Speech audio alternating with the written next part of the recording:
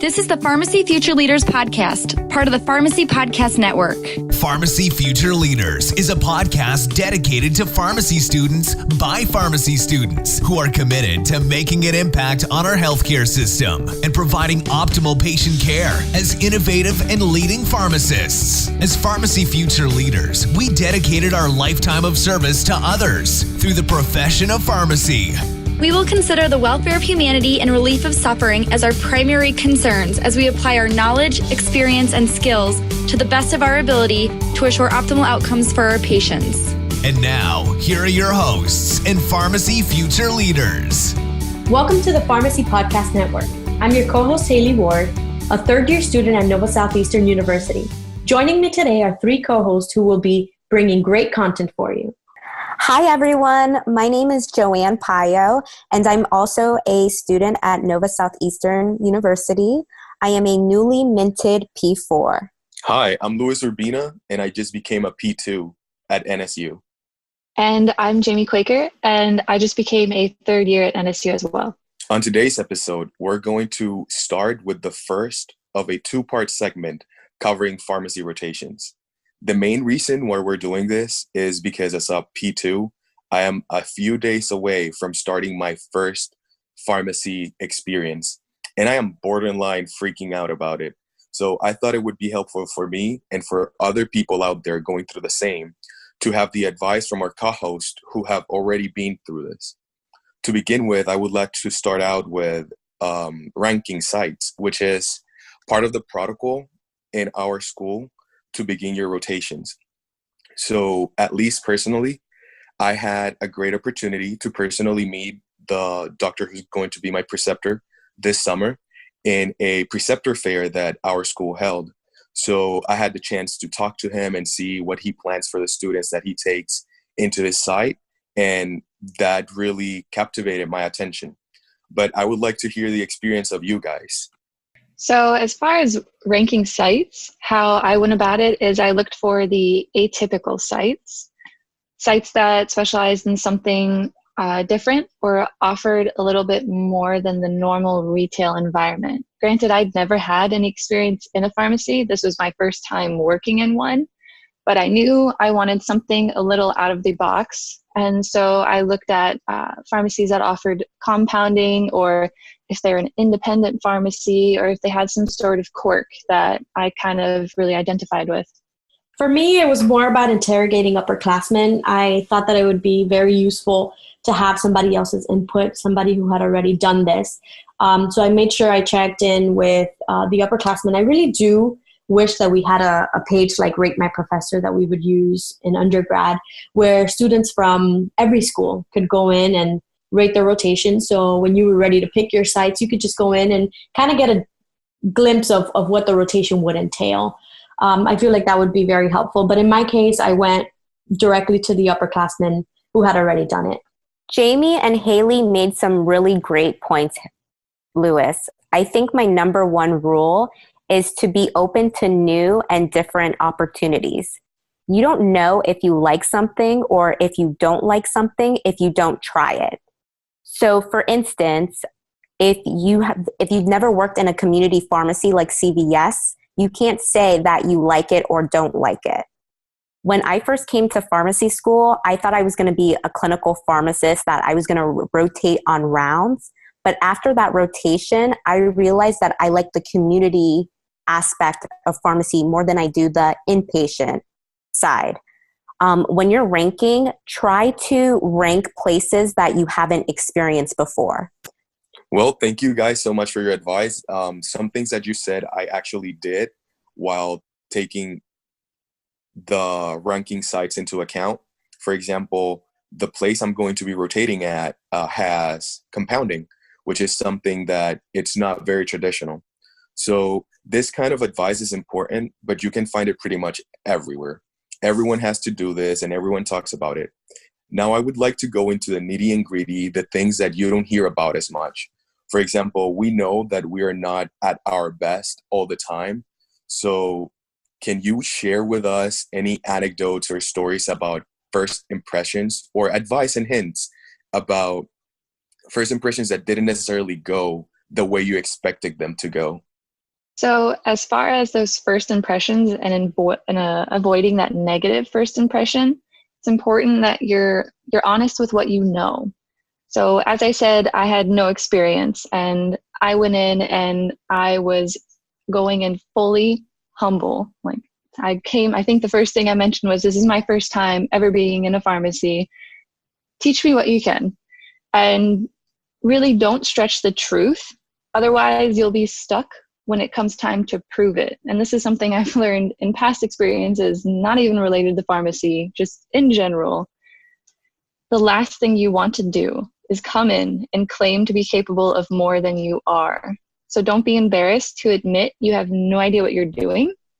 Perhaps you should phrase it a little bit nicely, a little bit more professional, but be sure you can back up any claims that you're making, because you have to remember that you're there to learn, and that is what your preceptor is going to be expecting. I come from a background of a lot of technician work. I was a pharmacy technician for about 5 years before I got into pharmacy school. So I was used to being on the other side. I would see the students come in and I would hear what the pharmacist had to say after. So definitely 3 tips that I can give is, if you're on time, you're late. Don't be there on the dot. Be there early. They like to see that. People tend to remember negative things more than positive things, which is not a good thing, but you have to use that in your advantage. Dress to impress is another thing that I'm definitely a big pusher for, because people will notice and remember what you look like. If you come in looking scruffy, not prepared, people will remember that. And one thing that I don't think I should be saying, but I'm still going to say, is please wash and iron your white coat. I have seen so many students go on rotation with wrinkly white coats. And I mean, what does that say about you? You're walking in for the first day into your rotation and you're going to walk in not prepared, not the best you can be. That's going to give a bad taste. That's going to give a bad impression of who you are. Very good advice, Haley. Honestly, I have been guilty of showing up with a wrinkly white coat, sadly to say. I think the most important thing that I can tell you, Lewis, is reflect and correct. If you're doing something such like Haley said, where you have bad hygiene or you're not ironing your white coat, reflect on that. Okay, I know that maybe I need to get up 30 minutes earlier so I can iron the white coat, and just correct it. I think your preceptor, people make mistakes. I think your preceptor will respect you more if you correct your behavior than if they have to tell you to do it. So for instance, imagine how awkward it would be for a preceptor to sit you down and say, Lewis, please go iron your white coat. It's embarrassing. That would be just completely awful, like nightmare style. So hoping that I will remember to iron my white coat, and everyone else out there, I would like to move on to something that is probably the biggest thing on my mind in regards to my future experience in the pharmacy. Just like Jamie said, I've never had pharmacy experience before, so this is my very first venture into it. How about making mistakes? It's the first few days, you're nervous, you're just learning the system. How does it go when you just make a mistake? Let's talk about experience in regards to that. Well, Lewis, I was definitely terrified of making a mistake. Going in there, I was like, gosh, if I put the wrong thing in the wrong bottle, they're going to hate me. They're going to, fail me. I'm never going to make it. And something I noticed when one of the techs made an error and the pharmacist just addressed it and said like, hey, let's fix it. I was like, okay, so mistakes are a thing. They happen. We're all human. And simply put, the most important thing I can say is to be honest if you make a mistake. Because at the end of the day, these medications are for real patients. And so I think that's something you should always keep in mind the entire time, is if you've made a mistake, be honest. And I think they'll respect that more, that you recognize your mistake. And as Joanne said, you fixed it. You made a mistake, but here I'm fixing it. I've learned a lesson. And that can give them an experience, a really pleasant experience where like, hey, they're learning, they're picking up things. This is good. So that's really true, Jamie. I think owning up to a mistake that you've made will not only make you look better, but you'll learn. You'll definitely learn from your mistakes. And one of the things I definitely learned on from rotation is not to guess. My preceptor asked me a question, and, you know, in my mind, I kind of knew the answer, but I wasn't 100% sure. And I gave him an answer which was incorrect. And he taught me one thing that I will never forget. If you don't know the answer to the question, don't guess. Just let them know that you're going to research and you're going to get back to them with the information, and then actually do it, because that will make you look dependable and a lot better than just throwing out random answers when you really don't know the response.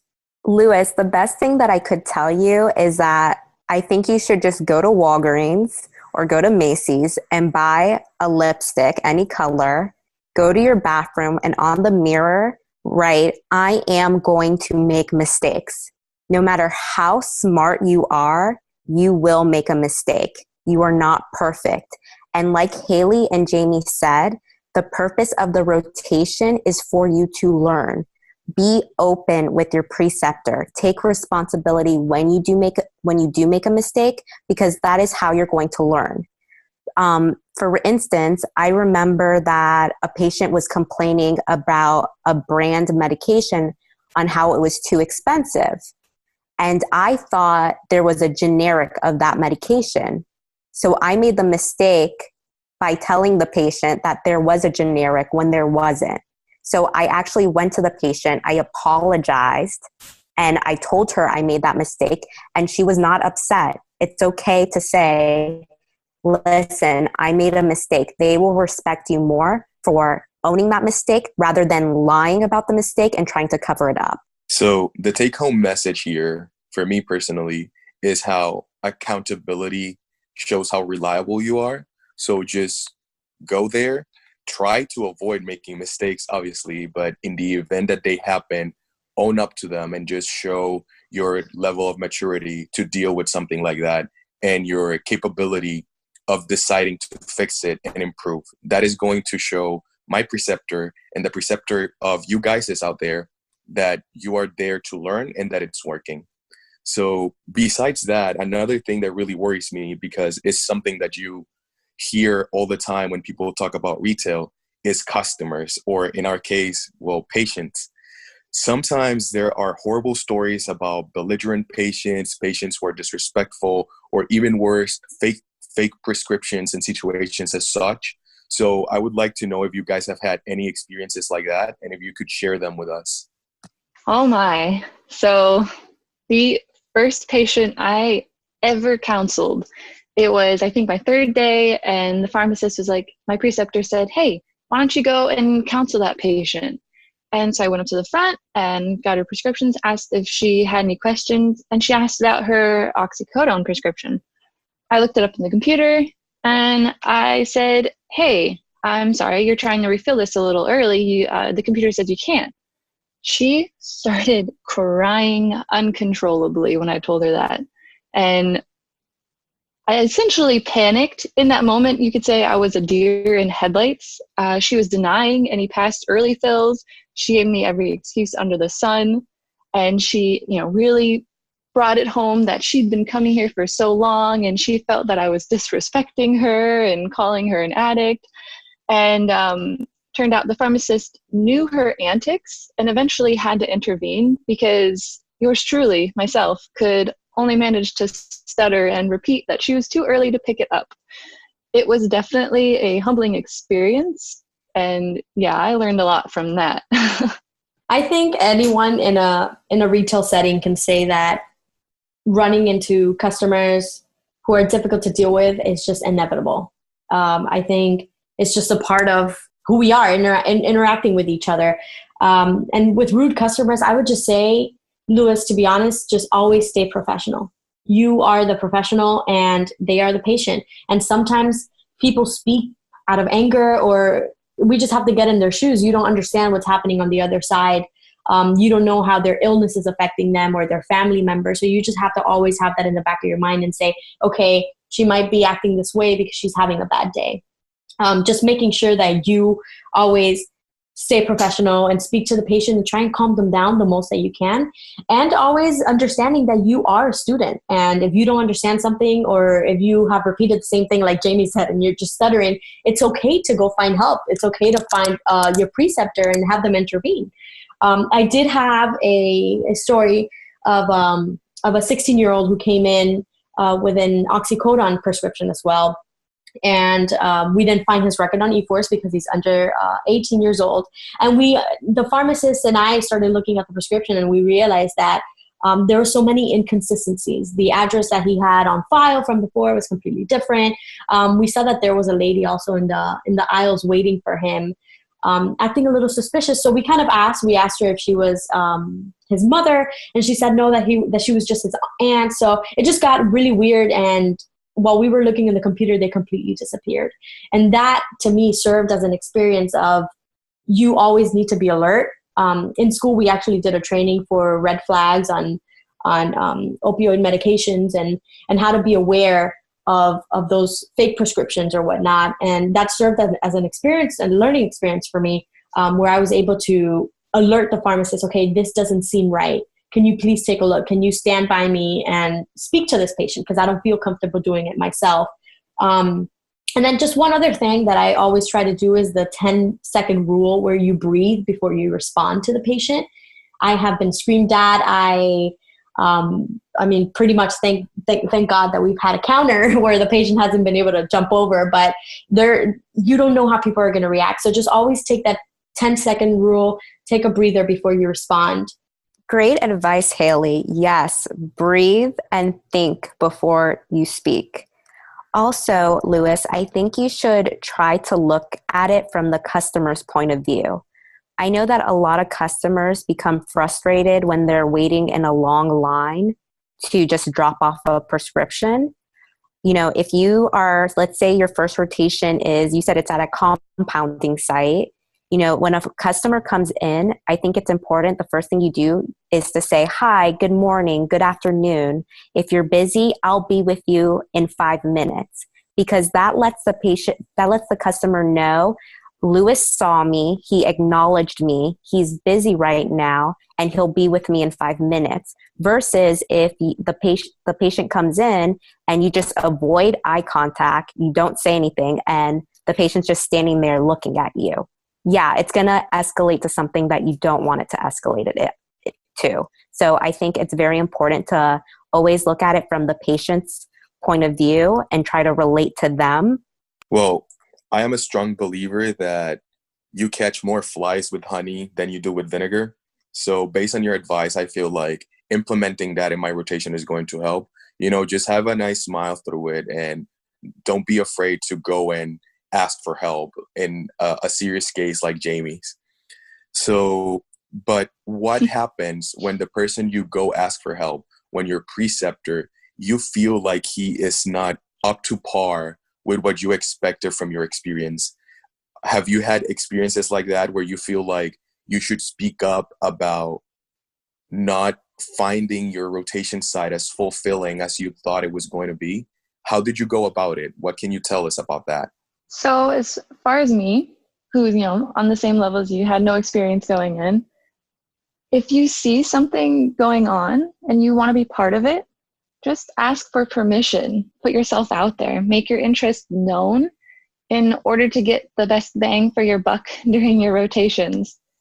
So, for example, I was super interested in compounding, and my preceptor had no idea about that until I expressed my desire to do it one day. And I put myself out there. So while it's important to remember to let your preceptor guide you during these rotations, especially when, this is your first time working in a pharmacy, also don't be afraid to let them know what you're hoping to get out of the experience to make it most fulfilling. That's truly great advice, Jamie. I think it's so important to take a chance and let your preceptor know that you're open to trying new things, that you're there to learn. And I think mostly, Louis, to address your question directly, if your preceptor is not giving you what you were expecting from rotation, just speak to them in a professional manner. Just let them know, hey, I really would like to learn how to process prescriptions, or how to do data entry, or just anything that you're really interested in. It all goes back to what Jamie said. Take the chance to express yourself and let them know that you are interested in trying it. Choose your words very carefully and be conscious of your nonverbal communication. So for instance, Lewis, I love to slouch in my chair. It's just something that I like to do. It's where I feel comfortable. But a preceptor might perceive that as, oh my God, Joanne is bored. She's lazy. She's slouching in her chair. Sometimes perception can be reality to preceptors.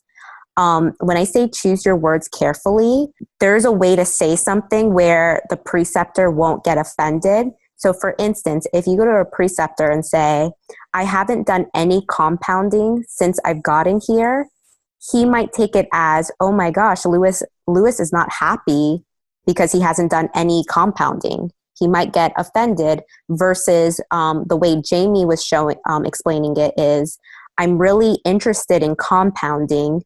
Would it be okay if I were to shadow a pharmacist? The first example is not necessarily bad. It's just that it could be perceived in a different way. That is definitely very important, being able to choose your words carefully. And I really like that about being careful with your body language, because that's definitely true. Your stance and the way you hold yourself when you address someone, it can completely change the meaning of what you're trying to convey. So this is great advice, and I think it would work perfectly, just like in Jamie's case. Just approach them personally, be professional about it. You will get out of it as much as you put into it. However, just for the sake of the people out there, we all know that things happen. What if your preceptor is particularly and specifically unpleasant? Had you ever had experiences like that? I like how you say specifically unpleasant. So I was lucky. I really liked my preceptor. He was a really cool guy. He was really chill, really just there to like foster a comfortable learning environment. But even if your preceptor is not the best, remember, you still have to be respectful and project a positive attitude.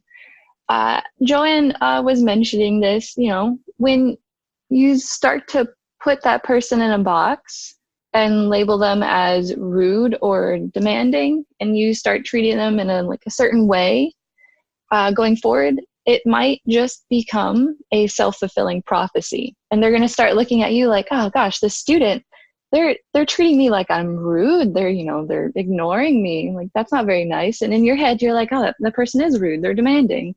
And this just sort of fuels itself. And that'll definitely hinder any sort of professional relationship going forward. So even if they are unpleasant, project positivity, and hopefully it becomes infectious. I like that. Infectious positivity. We should have a class on that.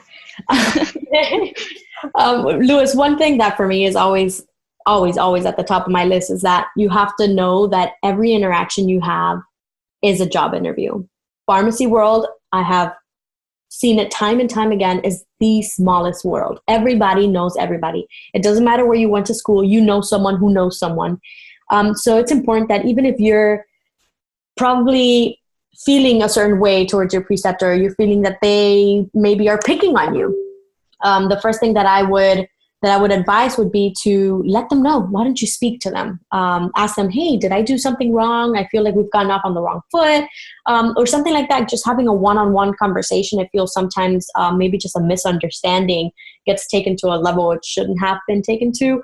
And then just always know that you have to be professional no matter what.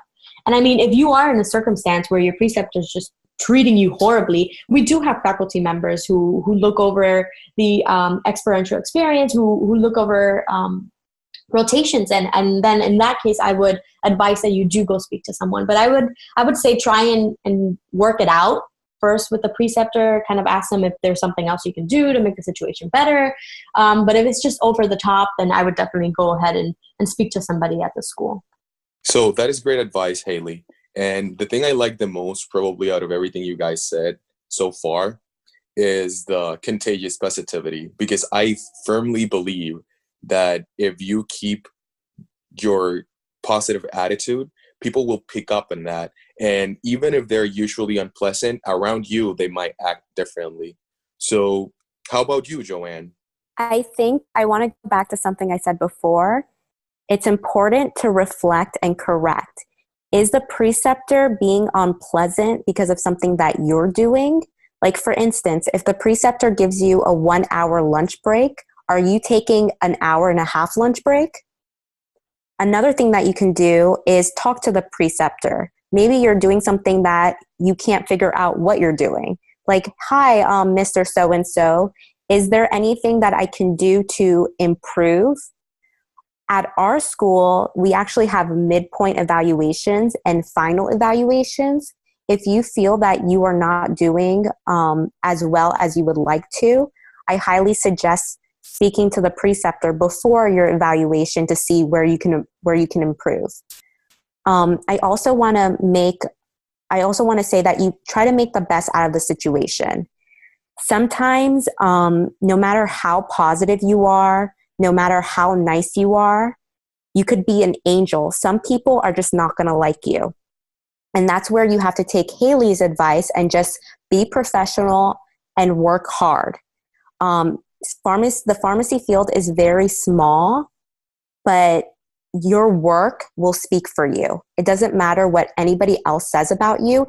If you come to work on time, or if you come early, if you stay late and you work hard, that is speaking to your character. It doesn't matter what other people are saying about you.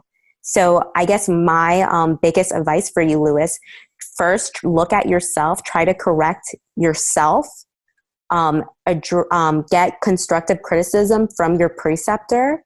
And if that doesn't work, just make the best out of the situation and just work hard, like Haley and Jamie said. Yes, I definitely agree that opening up lines of conversation may help you improve that personal relationship with the preceptor. And if case it doesn't, as it might happen, I feel like just letting your silent success speak for you. Even if someone doesn't like you, they cannot say you did a bad job if you work hard and put a lot of effort into it. So now I would like to go to the flip side of things. We already talked about all the negatives and all these things that scare us about rotations and that personally I was freaking out about before I heard all of you guys' experiences. I would like to now go in a little bit into the same situations, but the opposite, positive experiences that you had, for example, with first impressions. Let's start there. So I mentioned this, project that eagerness to learn, because especially when you have no experience, that is your pedestal to stand on. You are eager to learn. You don't know much, but you want to. And if you do that right from the start, that'll be really beneficial to a good first impression. If you seem disinterested and bored coming in, chances are likely your preceptor will pick up on it. And like Joanne mentioned, be careful of that body language. Something I did is I brought like a notebook to take notes so that I could remember things that I could mention later. And with first impressions, if you do make a good one, you could very well turn that rotation into a job interview. And as I mentioned frequently, zero experience, but after my rotation, I asked the owner and he said, for sure, whatever would work for you, we'd love to have you here.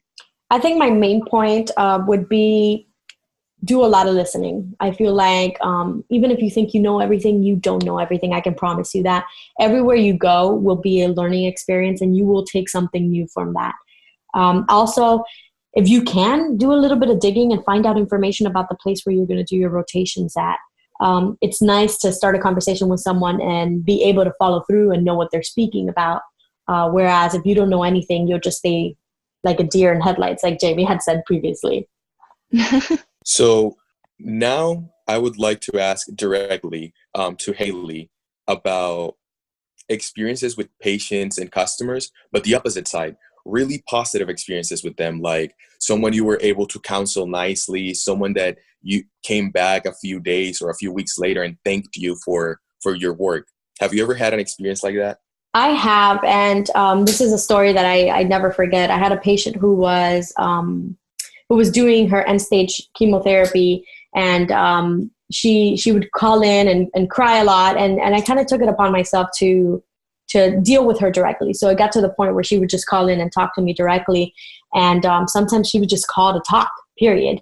And this patient, I would go above and beyond. I would make sure that her medication was ordered. I would, if I told her that the medication would be there next day, I would make sure to go there and get that stuff done. So I became accountable to her. And it's a great success story because she would sometimes just call me and tell me that, her chemo was going well. And that touched me. I definitely will never forget that patient. And I feel like just building relationships with everyone we encounter, you can have those patients who feel like you're part of their family and not just somebody they see at the pharmacy. Well, I am really glad that you had an experience like that, Haley. That is definitely something that I strive for personally, or that I want to strive for in my rotation, to be able to build that kind of strong bonds and relationships with the patients and customers that you constantly see, being able to impact them in a positive way. However, it is also important to establish strong bonds and positive relationships with our preceptors. So how about you, Jamie? Do you have any stories about good relationship and bonding with a preceptor that maybe changed your outlook in the profession or inspired you in some way? Well, considering I now work with my preceptor, I'd say I had a really great relationship. My preceptor was really informal, and personally, I thought that was great. Now, in the beginning, I kind of panicked a bit, but I found as I went on that even though structure is really important, once I figured that out and figured out what I had to do, it helped me grow because it not only gave me the opportunity to really tailor the experience to what I wanted to learn, it also forced me to step up and really play an active role in my rotation. And having the support of my preceptor to do that really was a huge help in that. Well, thank you, Louis, for a wonderful part 1 of the IPPE segment. We hope you enjoyed our stories and tips as much as we enjoyed sharing them. Thank you all for joining today and sharing your great advice with all of the listeners. Stay tuned as we continue this part 2 segment on rotations. We will be talking about hospital rotations on the next segment. And make sure you follow us on Instagram and Twitter so that you can get the most updated information about the podcast. We want to hear from you. Send in your questions, your comments, and just let us know what you want to hear. The mission of the Pharmacy Future Leaders podcast is to support all pharmacy students by providing advice, direction, stories, and sharing with each other. Be sure to use the hashtag Pharmacy Future Leaders on all social media. We thank you for listening to our podcast. Please send us an email if you're interested in being on the show. Send your message to pharmacyfutureleaders@gmail.com. Just remember, never give up, stay positive, eat healthy, get your sleep, and know why you wanted to be a pharmacist from the beginning, to help others live healthier lives. We are Pharmacy Future Leaders.